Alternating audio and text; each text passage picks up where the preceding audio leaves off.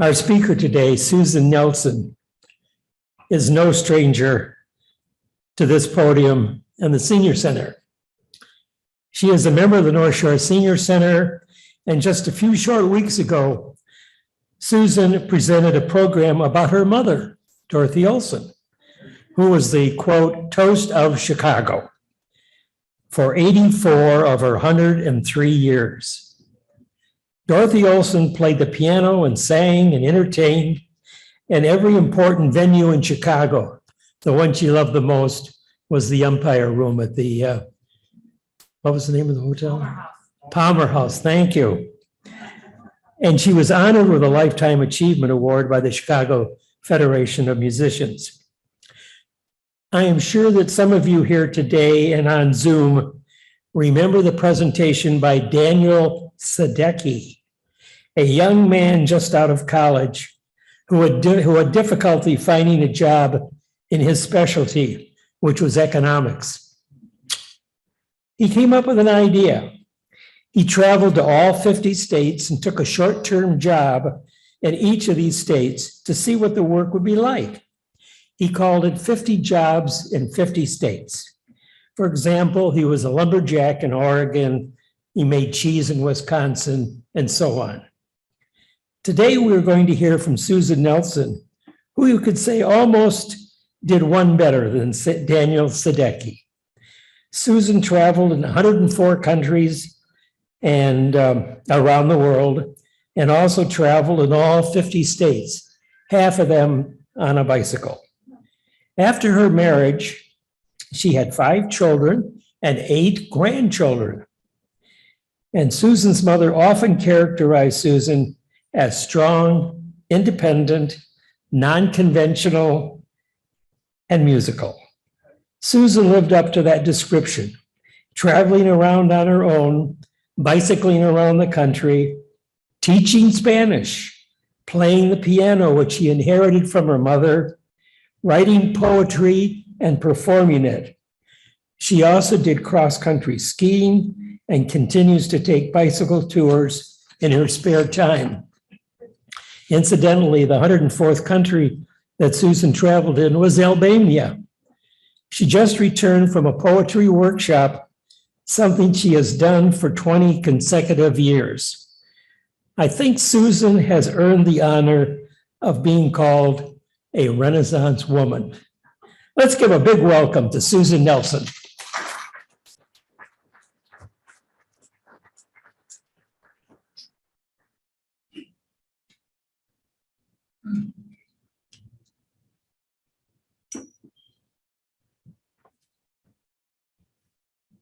Good morning. Good morning. So I don't know how to live up to that, except to start out with a poem, because people ask me, how is it that you do this? What has ever inspired you to travel so much and so around the world and mostly by yourself and going everywhere? I feel the fear and do it anyway. I'm not going to tell you I'm not timid. I feel the fear, and then I get on that boat from Algeciras to Ceuta, the night boat to Africa anyway. So here I go. It's called Free Spirited. I need to nourish my adventurous soul. I need to nourish my adventurous soul, following currents where all rivers flow. And that's all I'm going to say about that poem. So let's move on. I know I need to nourish my adventurous soul, wandering in awe to exotic places and following currents where rivers flow. Rivers famed or unknown, I extol with their meandering, swift yet gracious. I need to nourish my adventurous soul that beckons me to the water's lull of quixotic dreams and explorers' chases and follow the currents where rivers flow. Hearing every foreign hypnotic hello makes my spirit become one with all races.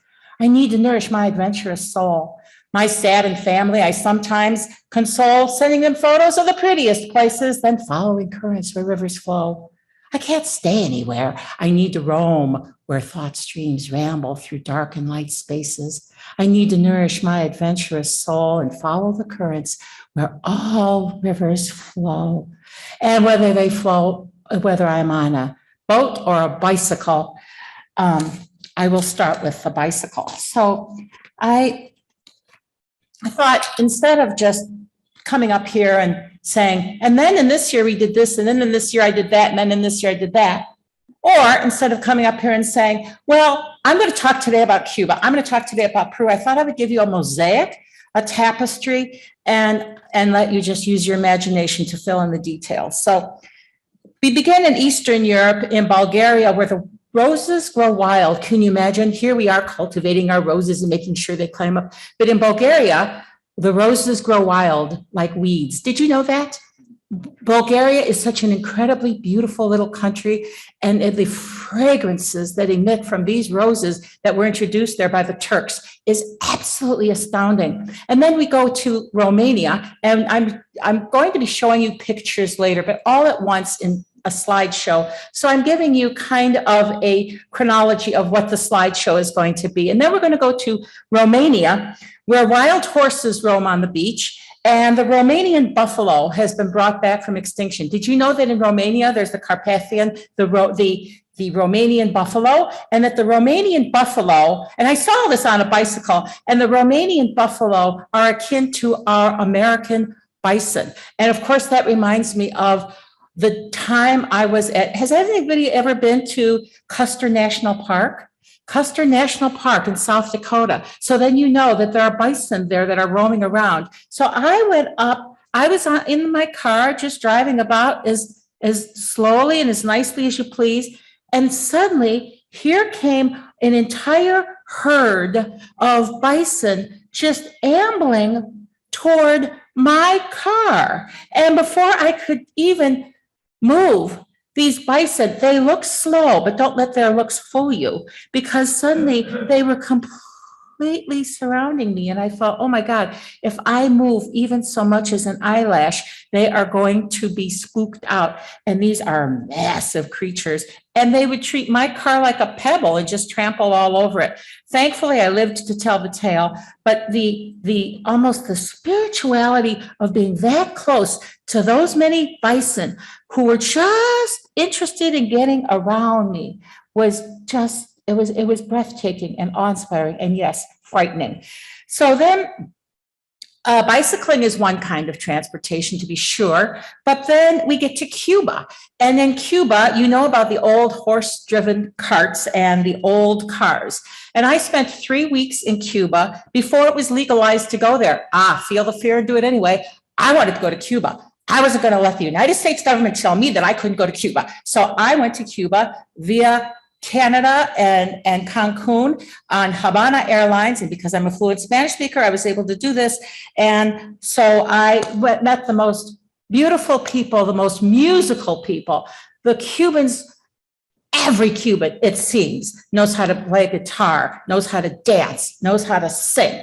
And don't let the United States government tell you about Cuba or what Cuba is or what Cuba isn't, because there's a lot of beauty there and the people are unbelievably beautiful as well. Then we get to the land of the Mayas, where the Mayan people, did you know that the Mayans were the first people, along with the Arabs and the and people from India, but actually the Mayans and the Arabs discovered this a lot sooner than the folks from India. Do you know what concept they knew all about before anybody? Was the concept of zero.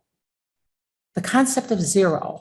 And the Mayans were great astronomers, and they wrote, and they had hieroglyphics, and they had pyramids. And because of the seeming parallel between the Egyptians and the Mayans, there have actually been theories out there that they had cross waters traffic, that they traded through those oceans. We don't know if that's true or not. It's just a theory. But they are mysterious, and so are the Chorotega Indians. The Chorotega Indians, Native Americans, are from basically the land of Costa Rica.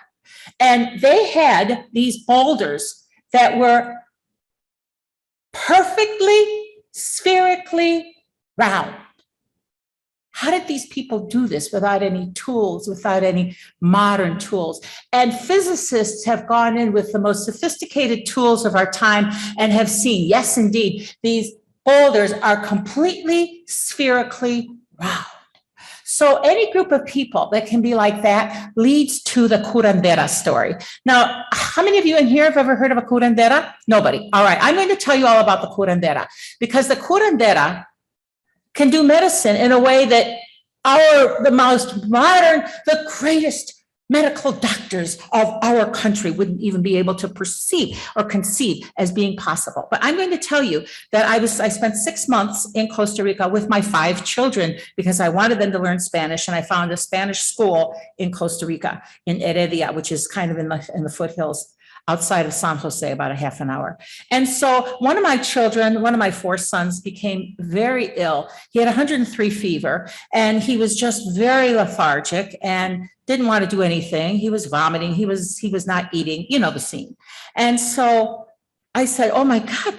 We were staying in different houses. And I said, oh my goodness, I've got to find a doctor. And Doña Angela said, no, we're not going to get a doctor. Doctors don't know what they are doing. We are going to get a curandera. Oh, so the curandera came. And curar means to cure, to heal. So curandera. And she came. I don't know if she would be like a shaman. I don't think so. She was different. She was kind of portly and kind of maybe 60s. And she came and she had my son on the couch, which he was already on the couch. And he said, okay, ahora mira. And she started by doing this movement with her hands all through his body, but mostly in his arm, and pulling down from this side and that side, and then pulling up through his vein in his arm. And this was about a 30 or 45-minute process. And finally she said, mira la bola que está formando. Look at this ball. Look at this little ball that's forming. You see, here's this ball forming. And out it went. I couldn't see, there was no ball here, but out it went. And you know what? Within 10 minutes, he had no fever. He was up. He wanted to play basketball, and he wanted a hamburger. Now, tell me how that happened. It's almost as otherworldly as the Zambian Chitenge shopkeeper, which I will tell you about in just a few minutes. But back to Central America, where in El Salvador and all through Central America, sometimes these children, and you'll see it on the slides, these children sometimes they travel 4 and 5 miles one way through paths or through mountainsides or through dangerous territory of some kind or another, just so they can go to school. And here we are worried about our honey buns driving to school on their own versus taking a bus. All right, these kids are little and they drive and they walk all this distance just so they can go to school. Think about that. Then we jump over to Europe, to Vilnius. Vilnius, in the center of Vilnius, and you're going to see it from the air, the center of Vilnius is a World Heritage Site. By the way, you're going to see all these World Heritage Sites, these UNESCO World Heritage Sites. And the Vilnius is from a medieval town, the center. We'll see it from a balloon ride. And all these red tile roofs that remind us of the beauty of Eastern Europe. And then we go over to Valley of the Crosses. Have you ever heard of Valley of the Crosses? Valley of the Crosses is this place that has grown in size over the years. And during the Soviet times, the Soviets came and knocked it all down, except the will of the people would not see it become extinct. And so they started with the crosses again. So it started out with maybe, I don't know, during the Soviet times, it was 50 crosses. It had gone from 1,000 crosses down to 50 crosses. And now, modern day, 100,000 crosses and more, and all different other kinds of memorabilia in the Valley of Crosses, or the Hill of Crosses, I meant to say, the Hill of Crosses. World Heritage Site, folks. A UNESCO World Heritage Site that speaks to the will and the determination of a people. And then we get to Norway. Have any of you ever been to Norway? Oh my goodness, what an incredibly gorgeous country. I was so amazed at Norway, especially the fjords. And we're going to see the fjords that are part of the UNESCO World Heritage Site. And there's a little town called Flam, F-L-A-M. And what you find in Flam is this delightful, I don't know what to call it, like inn. And what you find at the inn right around mealtime is nice, thin, delectable slices of whale meat. And I can understand why the Norwegians don't want to give up their whale meat because it is so delicious. Have any of you ever tasted whale meat? I didn't think so. All right, but see, those are some of the fun things that happen when you travel and feel the fear and do it anyway. And then while in Europe, we may as well talk about the Swiss Alps and going through the Alps. I'm not talking about a modern highway. I'm talking about through the Alps with only 2 cylinders. That during the honeymoon, my ex and I decided we were going to take a trip to different countries. He had never been to Europe. I had already been there maybe 6 or 7 times. And now we're going to go through the Swiss Alps. So we rented a Golf. Remember the car, the Golf.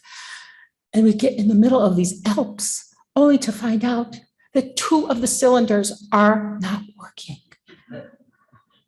And we start going backwards. And I'm thinking, this could have been an exit moment for me. But thankfully it wasn't, because with a great of grit and fortune, we were able to get through those Alps on 2 cylinders. Now that is some of adventure. Don't you think? That is adventure. And then we move along, we move to South America to the end of the earth. And hello to the South American penguins. And they are reminiscent of the South African penguins, which you will also see in this slideshow. The South African penguins are at the end of the earth, and the South American penguins are at the end of the earth as well. And first we go to Colonia de Sacramonte, which is in Uruguay, which is another World Heritage Site, and you'll see why. It's the juxtaposition of the Portuguese, the Spanish, and somewhat the British, maybe not really, of the 15th century and the 16th century. You see all these old buildings, and it's a UNESCO World Heritage Site. And then the Beagle Channel, also known as the Strait of Magellan, which separates the mainland from the Tierra del Fuego. And then we get to the Glacier Perito Moreno, which is part of the Glaciers National Park, which covers 97 square miles, measures 2,297 feet deep, and is the 3rd largest reserve of freshwater in the world. Do you know what the first reserve of freshwater in the world? It's Lake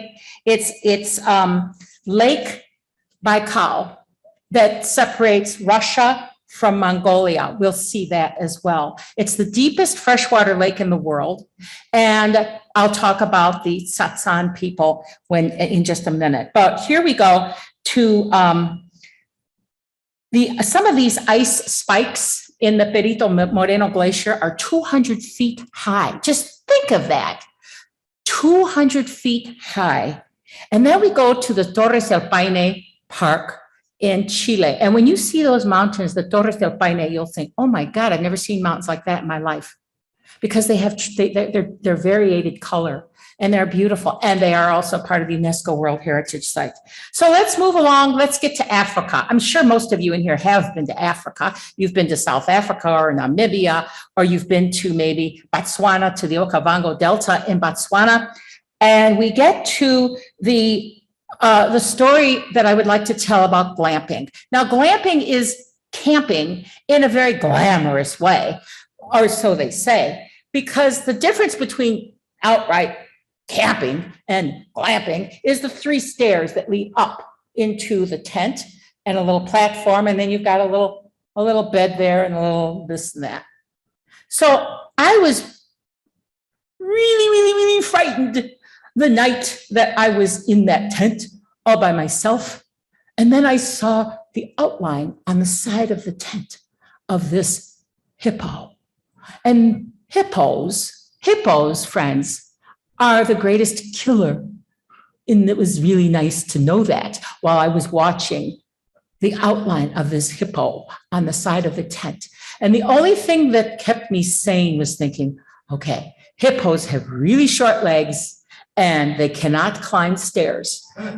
That was what kept me going, was thinking that.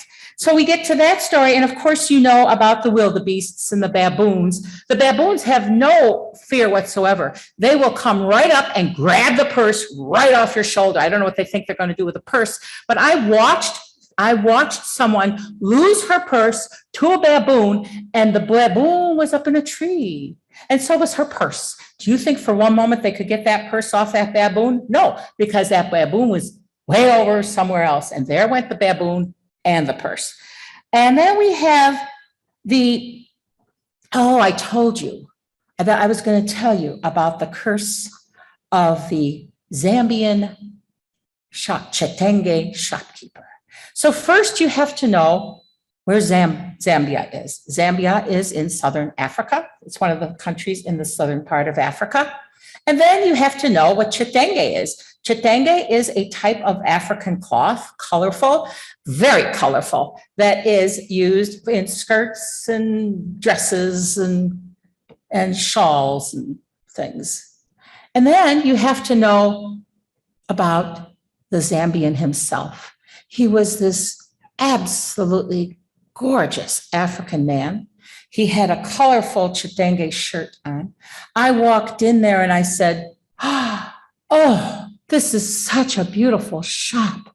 And I talked to him for maybe 15 minutes. I asked him about himself, his family. He has 3 children. They go to school, what he does, how long he's had the shop, da-da-da-da-da. And then I humbly asked him, oh, sir, do you think it might be possible for me to take a picture of you with your shop? This is such a beautiful setting. You are such a beautiful person, and I would like to have it. No problem, he said. But then I was with a group, and couple of the other women were coming in. Hey, have me take a picture of you. It was like that. You know the kind. We got back to the bus. There were 6 pictures altogether. One of those people had taken 2 pictures. Another person had taken 3 pictures. I had only taken 1. My picture came out. Theirs didn't. The curse of the Chitenge shopkeeper in Zambia. And it was true. And if I hadn't seen it with my own eyes, I never would have believed it. But then you have to remember, where does humankind come from? Humankind comes from South Africa. I went to the Cradle of Humankind, which is also a UNESCO World Heritage Site. While I was in South Africa, it's about 40 miles northwest of Johannesburg. And that's where the leap from Lucy to Littlefoot. Ever heard of Lucy or Littlefoot? That all happened in that cave in South Africa. And it's called the Cradle of Humankind, and it is a World Heritage Site. So they've been around a little bit longer than we have, folks. Do you think they just might know a little bit more about spirituality or how to access something that we don't have a clue about? Maybe, just maybe. And then we get to the bird story when we talk about the penguins of South Africa and the penguins of South America. I am reminded of a bird story, the likes of which I had never realized could really happen in real life, except in Alfred Hitchcock's The Birds. When I was in Keflavik, Iceland, where you go along this pathway to get to the old World Viking Museum. And I was just walking along this pathway, for miles. And suddenly, there must have been 100 birds, or maybe 200. I don't know. I didn't have time to count them. And they just sprang up from these weeds and came right at me. And I have never been so frightened by an animal or animal-like creature in my life. And oh my God, what am I going to do? And oh my God, why did they come after me? The only thing I can imagine is that maybe they were hatching or taking care of their little hatchlings. And I did not know what to do. They were coming right at me to attack. So I crossed the street, traffic, to the other side. And it was really phenomenal what happened. They stopped dead in their tracks. And they went back to the other side and went back down into the weeds. I don't know why that happened. Do you? Does anybody have any guess why that may have happened? But I don't know if it was the traffic or if it was just like an artificial boundary or what, but thank God I'm still here. So then we get to another thing in another place in South Africa, which is a UNESCO World Heritage Site. If you've ever heard of Kirstenbach is the botanical gardens in Cape Town. And by the way, Cape Town is on that list of the most 10 or 15 beautiful cities in the world, which we will address. And in Kirstenbach, you see the bird, those flowers, those gorgeous flowers, the bird of paradise. Well, there's one bird of paradise flower that is blue. They don't make them blue, but this one is blue because it was cultivated in the honor of Nelson Mandela. And so it is a blue bird of paradise at Kirstenbach. And you'll also see that in the slideshow. And then we get to the painted wild dog. Do you know what a painted wild dog is? The painted wild dog, there's only about 7,000 of them left. They are considered the oldest dogs, and they are mottled, and they are really beautiful. And they go and hunt and then come back to their young or to other adults, and they regurgitate what they have found so that everybody in the pack can eat. And I've had the privilege, and I do mean the privilege, of seeing these dogs. Okay, and then of course, other things that are otherworldly, Stonehenge. We've all heard of Stonehenge. We have no idea how Stonehenge was built. And the Nazca lines of Peru. The Nazca lines of Peru, to see it from the air, it's the only way you can see it, is from the air, and you see all these different shapes in these stones in the desert like. I said, how did that happen? And then you see the energy vortices of New Mexico. If you've ever been to Santa Fe or Sedona, there's something very spiritual about that place. So then we jump over to Asia. And the first place in Asia that you'll see is Bhutan. And I want to tell you the story about climbing up to Tiger's Nest, which is a very, very isolated monastery. And it is in the mountains. You'll see it's in the mountains hanging over a cliff. And so going up to Tiger's Nest was challenging. Of 12 people who tried to go up there in our little group, 6 of us made it, and I'm happy to say I was one of the 6. So, but that also is a UNESCO World Heritage Site. But near Bhutan, we have Nepal. And of course, Nepal, everybody knows Nepal for Mount Everest. But there's something else about Nepal after you get out of Kathmandu, which the earthquake of, I think, 2015 or something really devastated Kathmandu. But you get to the Annapurna Trail, and the Annapurna Trail is this path you can walk. It's a circuitous route. I only walked a portion of it. And you see Mount Everest over on one side, and you see other mountains, and we will see them on our slideshow. And there's the story in Nepal of the Kumaris. Have you ever heard of the Kumaris? The Kumaris.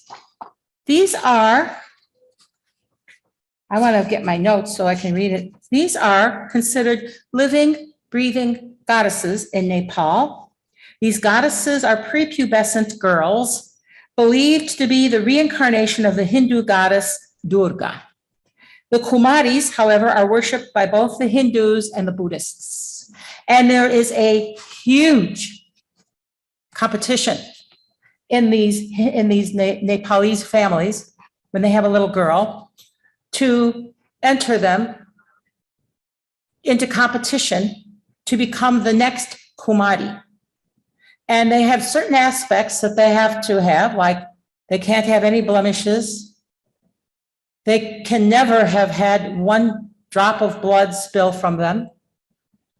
They have to have a certain kind of face, illuminating eyes. They have to have hair that kind of parts to one side. And when they are chosen at about age 5 or 4 or 5 or 6, they're set on a throne. They never are able to put their feet on the ground. And until the first menstruation comes in, because the belief is that when the first menstruation comes in, that's when the goddess leaves their body. Now, this is a living, practicing faith in Nepal. And we people over here have never even heard of it. So, and that's some of the things you get to learn when you travel like that. Then we get over to Mongolia. And of course, you've all heard of Genghis Khan. Genghis Khan, who they say fathered 2,000 children. I don't know how he did it. I don't know if it's possible. But apparently, 1 in every 8 Asians is a direct descendant of Genghis Khan. I saw the men out there. I saw their ears pick up suddenly. And 1 out of every 200 people worldwide is a direct descendant of Genghis Khan. And if you think I am making this up, check it out. But in Nepal, in Mongolia, you have the Nadam Festival. And the Nadam Festival, which highlights 3 sports, wrestling, and we'll see it on the slideshow, wrestling and archery and horsemanship. It seems like everybody in Mongolia rides a horse. It's part of their culture. Why? Consider the horse was domesticated on the steppes of Mongolia. Did you know that? It was domesticated from being a wild animal to be a domesticated one on the steppes of Mongolia. So of course, everybody rides a horse. And you will see the Nadam Festival, just a little portion of it on the slideshow. And it is the oldest continually operating sports festival after the Greek Olympics. I don't know if I already said that, but I'm saying it now. And we'll see the wrestling portion. And after the wrestling, these men do this. And what they're doing is they are imitating the eagle and the eagle spread. They revere the eagle. And oh, by the way, they use the eagle. They train the eagle the same way we would train a hunting dog. Think of that. And then we get over to the Gobi Desert, where I had the opportunity to sleep in a gyr, which is like the Russian yurts. And also, speaking of Russians and speaking of Mongolians, I told you about that lake way up at the top that separates Russia from Mongolia. And on the Mongolian side is a Native American, is a tribe of people called the Tsaatan, that's Satan. And they are a nomadic people, and they use reindeer, and they sleep in teepees, and they look just like the American indigenous Native Americans of the Great Plains that also used teepees. So I will leave it to your imagination to put those 2 dots together. Let's go to Vietnam for a moment, where you had better just go with the flow if you want to cross the street, because there's motor scooters and bicycles and more scooters and cycles, and they just have this flow. And if you stop, you will get hit. So you just kind of go and trust that they will know that you are there and that they will go around you. And in Vietnam, they have these magnificent rice paddies, and you will see some of that in the slideshow as well. And finally, we have, I don't know about finally, we have Albania. I loved Albania. Albania is the best kept secret. It has the Albania, it sits just on the opposite sea of the Aegean Sea from Italy. It has Albanian Alps. It has Albanian Riviera. It has Albanian history. It has Albanian jewelry. It has Albanian everything, and it's all a secret. And in Berat, B-E-R-A-T, which you will see it's called the town of 10,000 windows. And it too is a UNESCO World Heritage Site. And also the Albanian national hero is Skanderbeg. You've never heard of Skanderbeg. And yet he has many monuments to him all over Western and Eastern Europe. Who in the world is Skanderbeg? Well, he was born in 1405 to a royal family. He was a feudal lord. He was a military commander. And he single-handedly, for more than 25 years, kept the Ottoman Empire at bay and actually saved the Holy Roman Empire, the Holy Catholic Church. Because had it not been for Skanderbeg, the Ottomans would have just gone straight across that sea, and that would have been it for Italy. It would have been under the Ottoman Empire. But fortunately, he's one of the most celebrated national heroes in the Balkans and in Western Europe. And he is the national figure of Albania. And we never even heard of him. Imagine that. Imagine that history does not stop on the shores of the USA. And then I want to just talk about a couple of other stories, like the night boat from Algeciras to Ceuta. And I was young, I was stupid, I was 21, I was by myself, and I had my backpack, and I'm taking the night boat through the Straits of Gibraltar, and I'm going to Africa at night, no problem. And I'm sure I'll find a place to stay when I get there. Oh my God. And there were these 5 Canadians who came over to me and said, are you by yourself? Oh yeah, of course. You're going to Ceuta at night by yourself? Oh, no problem. We would like to invite you to stay with us and to just trip around Morocco with us. And that's how it is that I did not get killed after getting off the night boat in Ceuta. There you have it. And then there's the train ride from Marrakesh to Tangier. You wait for the train. The train is supposed to come at 9 a.m. Oh, there's no such thing as a schedule, not really. The train arrives at 5 p.m. And so now we're going to go to Tangier. I had met a woman who was also traveling by herself. I was maybe 22, 23, and she was traveling by herself. I was traveling by myself. She was a French speaker. I was a Spanish speaker. Oh, we can do this. We will be able to speak both languages in Morocco. And we both wound up on the night train from Marrakesh to Tangier. That was an experience, especially when we didn't know it was going to be the night train. And then we get into the Moroccan Sahara Desert on a camel, and we get to hitchhiking through Israel. Oh my God, Fred, did you just hear this woman say that she hitchhiked through Israel? Yeah, I didn't know any better. I just didn't know any better.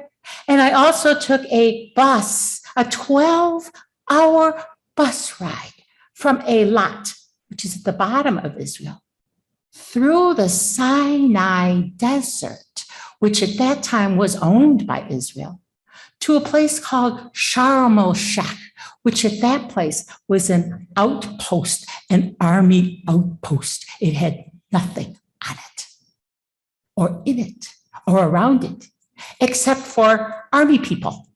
And so I met an army person who happened to be from Argentina. Oh, I can communicate with this guy. He speaks Spanish. Would you like to go snorkeling in the Red Sea? He asked. I said, oh my God, I don't know anything about snorkeling. I don't know anything about the Red Sea. He said, no problem. I felt the fear and did it anyway. Oh, off we went, snorkeling in the Red Sea. And I'm telling you, there was a spiritual moment there, being completely surrounded with these iridescent hundreds of thousands of fish of all colors and sizes, descriptions. Oh my God. To this day, I have that visual in my mind of swimming and snorkeling in the Red Sea. And then swimming in the Dead Sea. I imagine some of you have actually swum in the Dead Sea, except you don't swim in the Dead Sea. You sit in the Dead Sea because there's so much salt. You can't, I mean, you just kind of sit there. You could read a newspaper in the Dead Sea, and then climbing Masada, and then going up to David's waterfall across the street, and then camping along the Sea of Galilee, and then going for 2 weeks to the Boundary Waters canoe area. Oh, that was really something. Hiking and portaging and hoping to God I didn't run into a bear, because there's bears there too. And then we get back to home base, Chicago. Chicago is one of the most beautiful cities in the world. It is always on the top 10 or 15 of the most beautiful cities in the world, right up there with Cape Town and Vancouver.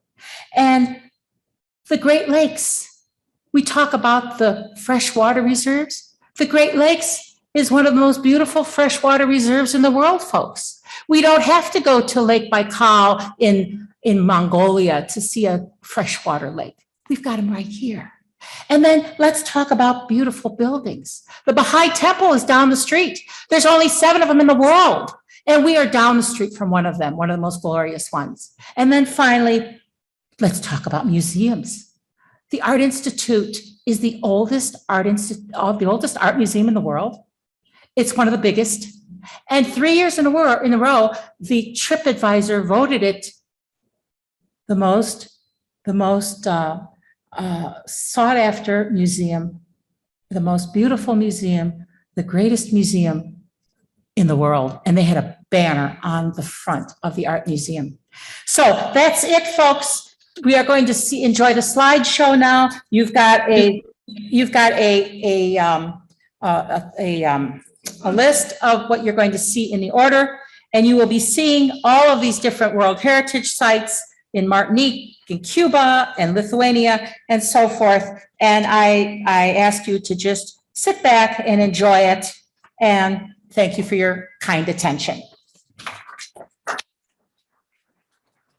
And I will take questions afterwards. Okay, we're on.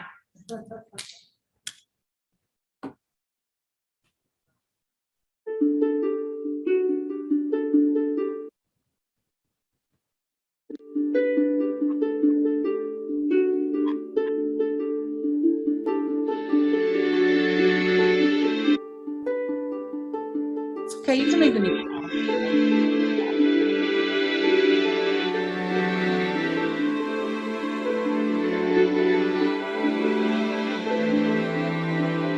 And you emptying in the blacks.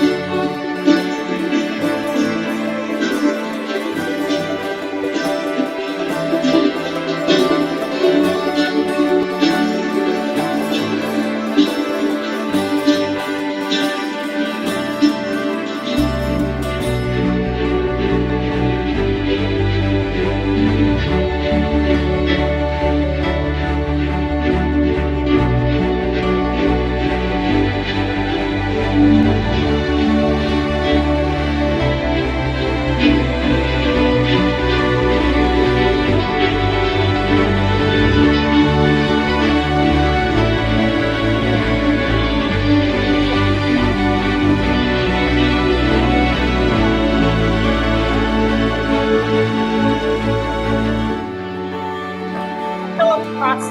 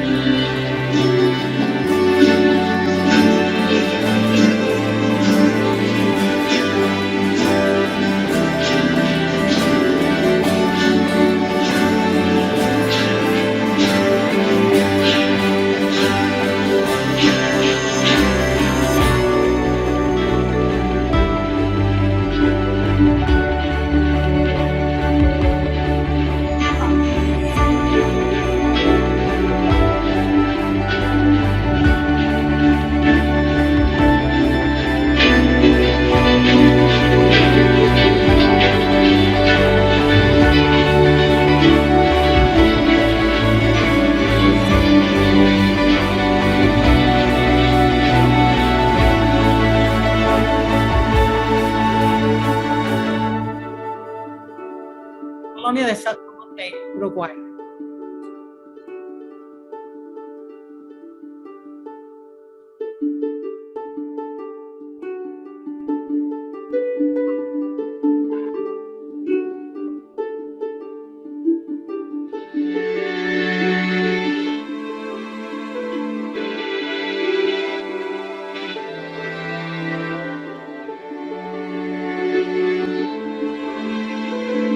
South America, Ushuaia.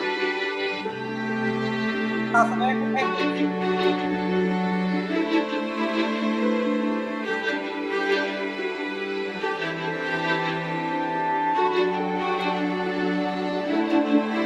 Moreno.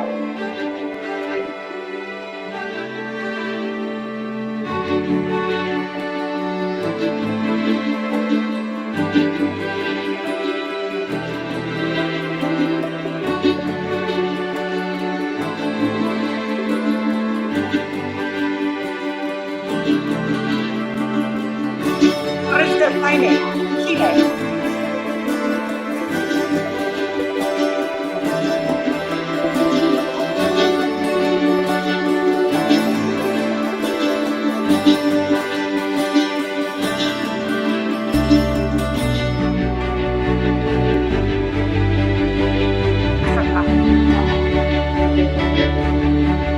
Wildebeest. Bamboo.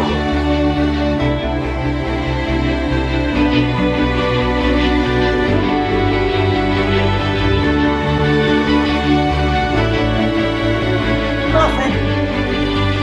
Elephant.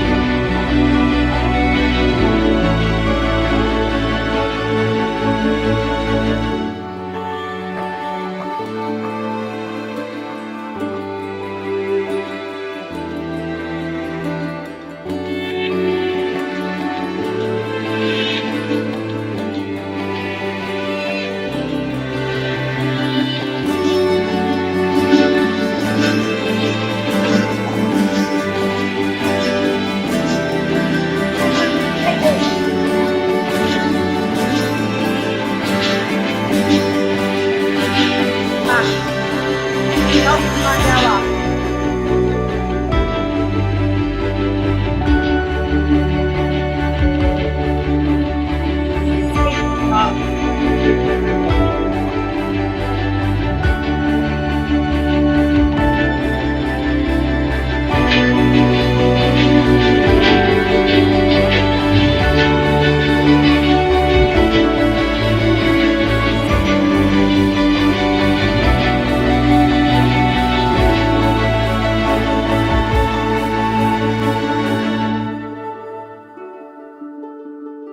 Mount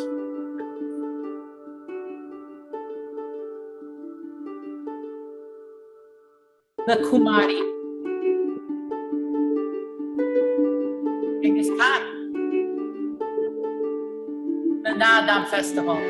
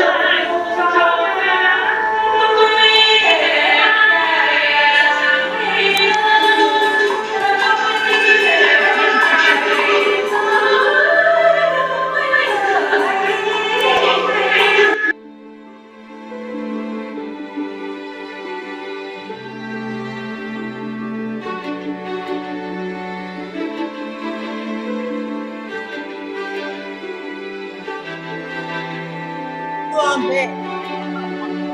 Another one.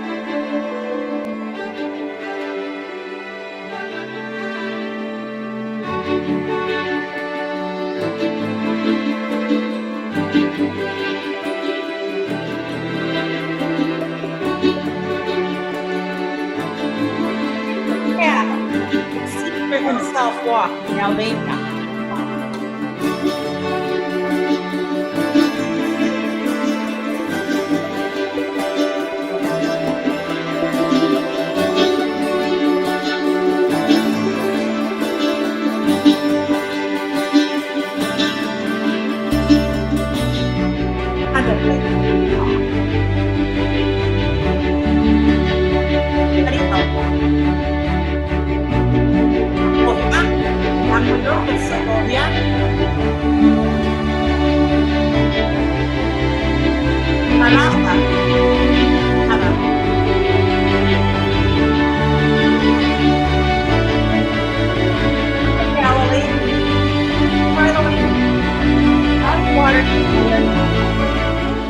Minnesota and Canada.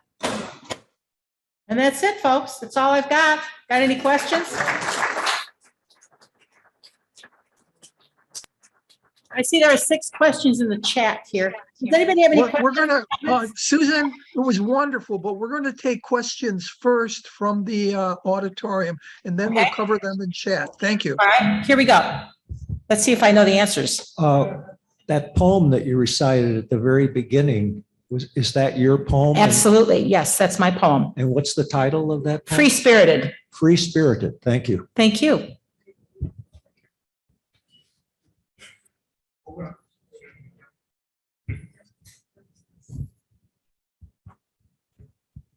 How did you finance all this travel? With my thumb. With my thumb in a backpack. Mostly.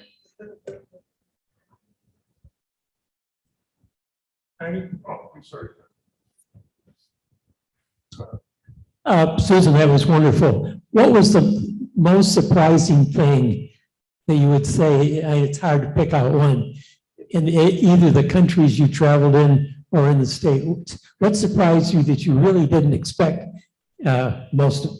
Being stuck in the Sierra Nevada for 8 hours and not knowing if I was going to live it or live through it or not. Because I had hitchhiked and the person had assured me that I would be dropped off in Malaga. And then suddenly he changed his mind and he went off. And he said, you have to get out here. And I was at the intersection of nothing and nothing, where I stood for 8 hours waiting for anybody to come through. And I thought I was going to die in the Sierra Nevada. And fortunately, I didn't. Okay, on Zoom. Azum. So Zoom questions, take it away. Sure. Susan, a question that I had as you were going through this wonderful presentation was, what was the most dangerous adventure that you had besides having 5 children? I would have to say for me, the Soviet regime collapsed, but the Soviet mentality did not. And when I got to St. Petersburg and I didn't have any money and they were going to take me, I found a bank, so-called bank. I had to go down the stairs of an apartment building and walk through this long hallway. And it was actually a bank. And then the doors open and then they shut. And then you go through this glass door and then it opens and then it shuts. And then you go over here and then it opens and then it shuts. I'm thinking, oh my God, where am I? And I walked through this long hallway. I was really, really frightened. I did get the rubles, but my God, it was really very difficult. And of course, the animals, being confronted by these animals, especially those birds in Keflavik, that was really, really scary to me. Great. That's it. Next question. Let's say that you only can go to 2 more places and that you have visited before. What are your top 2 that you'd say, gosh, I would go those 2 places in a heartbeat? I lived in Spain for a year and I love Spain. It's near and dear to my heart. I must return to Spain. And I also want to walk the paths of my ancestors, which is Ponte Bugenese, Italy. So I want to go back to Italy. And I also loved Albania. It was a great surprise, Albania. So I would pick those 3 places. Okay, last is more of a request than a question. And I had it, but I see that Olga has it as well. Given your passion for what you did, your beautiful experience and your poetry, when are you going to write a book about this? Or do you have time? Well, I guess it's in the works. I guess it's after I find a home for my mom's iconic career. And after I find after I get through doing some of the other missions I'm on, I would like to.